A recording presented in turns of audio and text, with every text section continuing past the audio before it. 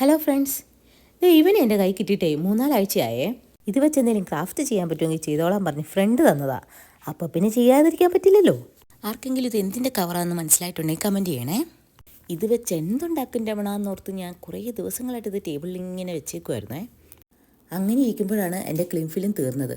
അതിൻ്റെ റോൾ കളയുന്നതിന് മുന്നേ ഇത് വെച്ച് എന്തെങ്കിലും ചെയ്യാൻ പറ്റുമോ എന്ന് ആലോചിച്ചപ്പോൾ കിട്ടിയ ഐഡിയ ആണ് ഇപ്പോൾ പരീക്ഷിച്ചുകൊണ്ടിരിക്കുന്നത്.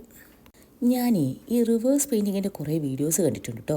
എന്തെങ്കിലുമൊക്കെയോ കുത്തി വരച്ചിട്ട് നമ്മൾ തിരിച്ചു നോക്കുമ്പോഴേക്കും നല്ല അടിപൊളി സീനറി ആയിട്ട് വരുന്നത്. അതിൻ്റെ വളരെ വളരെ വളരെ ബേസിക് വേർഷനാണ് ഞാനിപ്പോൾ ട്രൈ ചെയ്തുകൊണ്ടിരിക്കുന്നത്. ഏത് നേഴ്സറി കൊച്ചിനും സുഖമായിട്ട് ചെയ്യാൻ പറ്റുന്ന പരിപാടിയത്. ഇങ്ങനെ കുറേ കുത്തിട്ട് ഇവിടെ ഫ്ലവേഴ്സ് അങ്ങ് വാരി വെതറി കിട്ടും. ഇനി അതങ്ങ് ഉണങ്ങാൻ വേണ്ടി മാറ്റി വെക്കാം.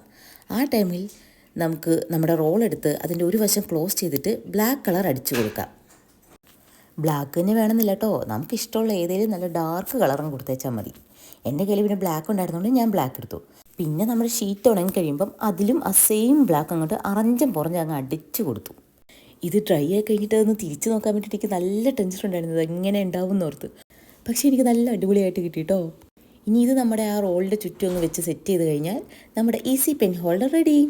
അപ്പോൾ വീഡിയോ ഇഷ്ടമായാൽ please like, share and subscribe my channel.